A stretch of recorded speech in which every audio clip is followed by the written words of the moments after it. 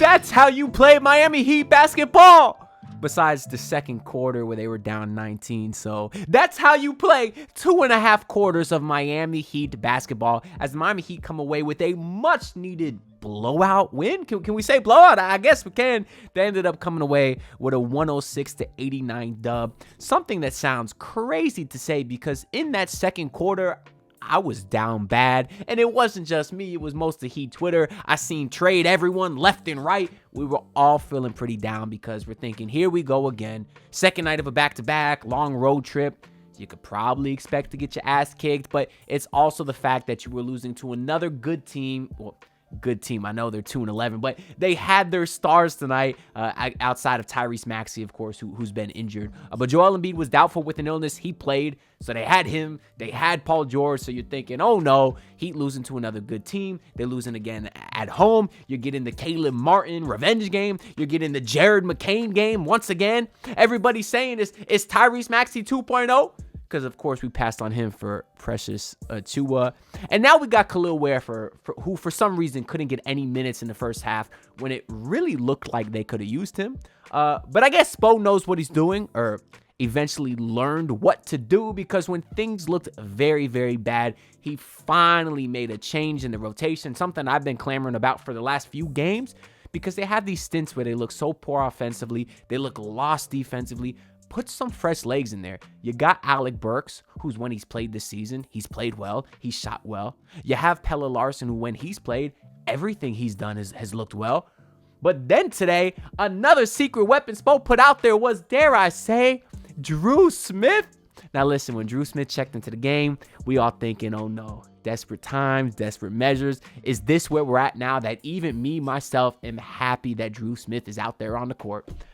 And let me be the first to say, I am a converted Drew Smith believer. Yes, sir, you heard it here first, because that boy's a hooper. Now, listen, I haven't been all negative about Drew Smith because the last game he played, which I don't even remember when that was, he played well. And I came on this channel and gave him credit. But I was very negative towards him for a very long time. And most of the comments were telling me that I was wrong. And obviously, I'm willing to trust the Heat front office staff with all these undrafted guys. They've turned into great players. I remember there was once upon a time I didn't like Gabe Vincent. And then he turned into one of my favorite Heat players over the last few years. It's looking like Drew Smith could possibly be a similar player in that mold, because although he did get off to a rough start in his Heat tenure the last couple stints, right? This is like his third Heat stint. They weren't great. This season, he's showing why the Heat have so much trust in him. Because defensively, he's an absolute dog. He got in there, and Jared McCain that boy was quiet after getting like almost 20 points in the first half. He was hooping. But hey, if y'all watch my draft series, in the offseason, I told you Jared McCain was good. I think he was like number 4 or 5 on my wish list of guys that could fall to the Heat range. So I do like Jared McCain, so I feel good for him. Seems like a great dude too. But we don't care about that. Let's talk about the game. We'll kind of go in order here of my notes. Of course, Joel Embiid was doubtful all day. I didn't think he was going to play because that boy looks for any excuse not to play. I mean, there was one play in the fourth quarter where he almost ran to the locker room after chasing down a blocker on defense. He's clearly so out of it. His conditioning is clearly so poor. And he got absolutely shut down today by Bam Adebayo because Joel Embiid finished with 11 points on 5 of 11 shooting. And for the former MVP, that's a whole lot of nothing. And my favorite part about his stat line is, let's count the free throw attempts. He had 0. As many as me and you, ladies and gentlemen. And for a boy who flops as much as he does, which he did a lot tonight, I do give a lot of credit to Bam Adebayo for not putting him in positions where he could flop to free throws, where he was in the act of shooting, because Joel Embiid does that a lot, and that's why he's one of my least favorite players, seriously. But that dude's clearly a bum, and he's Bam Adebayo's son. He never plays too great against him, but he was in. Unfortunately for the Heat, we knew Jaime Jaquez would be out because of the ankle injury last game. It was gnarly. We don't have a prognosis, but I hope he doesn't miss more than a couple of weeks, because we know Jimmy actually returned today, and he only missed 4 games with his ankle injury. So we'll see what happens with Jaime, but you did lose Terry Rozier, who was out with like foot discomfort. That was something kind of unexpected today, but truthfully, when I read that news, I thought, addition by subtraction. Listen, I like Terry Rozier. I even made a video like a few days ago saying I believe he'll turn it around. He hasn't done that yet. Yeah, he's been pretty bad. So I was very curious to see how they'd look without him in the lineup, because the starting lineup today ended up being Tyler Hero, Duncan Robinson, Jimmy Butler, Hayward Highsmith, and Bam. And even when Terry was healthy, I think that's kind of the lineup that I wanted to see going forward. I kind of like the idea of maybe putting Hayward at the 2 and keeping Nikola Jovic in that starting spot, but I've talked about that ad nauseum. I just like the offense, defense in the backcourt with Hayward and Tyler Hero. But Duncan's been awesome, so I love starting him too. That lineup of Duncan, Tyler, and Bam has been incredible all season. I feel like they move with purpose compared to Terry Rozier when he's out there as your starting point guard, your starting facilitator. He's doing a lot of the dancing, the isolation stuff at the top of the key, and a lot of his movements don't have purpose. When you got Bam, Duncan, and Tyler, though, you got the dribble handoff, you got Bam setting the screen, then rolling to the basket, you got Tyler Hero finding everyone all over the court, because even though he got off to a slow shooting start today, which was just a slow shooting start because he picked it up after halftime, but his facilitating was awesome. He found Jimmy Butler specifically a few times in that first quarter that made me just say, wow. He had one lob to Jimmy where Tyler was like behind the three-point line, pinpoint pass. He had another one that was like a half-court pass because he saw Jimmy sprint down the court and get post position. So it kind of lobbed it up to Jimmy, who was able to come down within the score. So Tyler was awesome. And that starting unit, with the new starting backcourt. And the Heat came out the gate pretty strong too. Jimmy was very, very aggressive, which was nice to see. It was refreshing to see him back, see him the most active we've seen him in a long time. This is probably his best Heat game this season because, yeah, definitely. Jimmy finished with 30 points, 10 rebounds, 5 assists on 8 of 12 shooting, mind you, because he was 13 of 13 from the line. Nice to get someone back that could actually draw some free throws, because Bam should do it more, and Tyler is working on it. I'll give him that. But after the Heat's a little bit of a strong start, Caleb Martin did get going. You could tell he was being aggressive today because he hasn't been having a good season, but he was pretty well today. Only finished with 12 points. I say only because I think he had like 10 or 11 in the first half. So he was relatively quiet in the second half, which thank God, because we've seen Caleb Martin get hot and single-handedly beat great teams. I'll never forget that game versus Milwaukee when you had no Jimmy Butler. We know what he's capable of. Still love Caleb Martin. You saw the guy show him a lot of love. So no love lost there. So I'm happy that he played well enough and that the Heat still won. But also as a part of that 76ers run in the second quarter, Jared McCain, who we said went off, Paul George did his thing because he always seems to kill the Miami Heat, although he only finished with 18 points himself. So the whole team, Philly, really cooled off in that second half. But Paul George got off to a hot start. They went up as much as 19. And of course, second night of a back-to-back, yeah, I'm kind of giving up hope. But then Spoelstra finally pulls in a different rotation, as we were saying earlier. But Jimmy was super aggressive. I thought Alec Burks and Drew Smith were awesome. We'll get into the box score a little bit. But he tried the Jay Rich thing early, and he tried the Jay Rich thing late.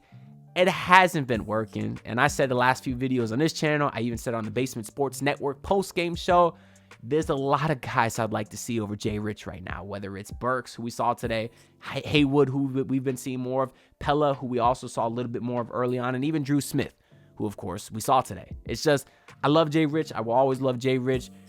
Defensively, I think he's picked it up a tad since the beginning of the season, but he can't hit a shot. And it really doesn't make sense to have him out there when you got a guy like Pella who's great at everything. You got a guy like Burks who's been a great shooter. Drew Smith is showing that he's elite on-ball defender and hitting his shots right now. So I can't continue playing Jay Rich, especially not the 15 minutes he got tonight, which is actually a lot down from what he's been getting.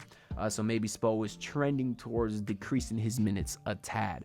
But anyways, the Heat cut it to a 3-point game at halftime. And then I'm thinking, please don't have a third quarter. But there was a third quarter against them. Unless that's a reference to, if y'all watch the Tobin and Leroy show, y'all know my guy Tobin. They play this clip a lot of, it was years ago where the Dolphins got a touchdown scored against them. And he's like, touchdown Dolphins against them. That's what I was doing with the third quarter thing. It just reminded me of that. But boy, did the Philadelphia 76ers have a third quarter where they got outscored 35-16. Most of that was due to Jimmy Butler's continued aggressiveness. You had Duncan Robinson get going once again. Back-to-back exceptional shooting games for him, where he finished. Whoa, never mind. He was. This is the thing. Okay. Last game, Duncan shot well. The 2 games before that, he shot poor. He did actually shoot poor today. 2 of 10 from 3, 5 of 14 overall.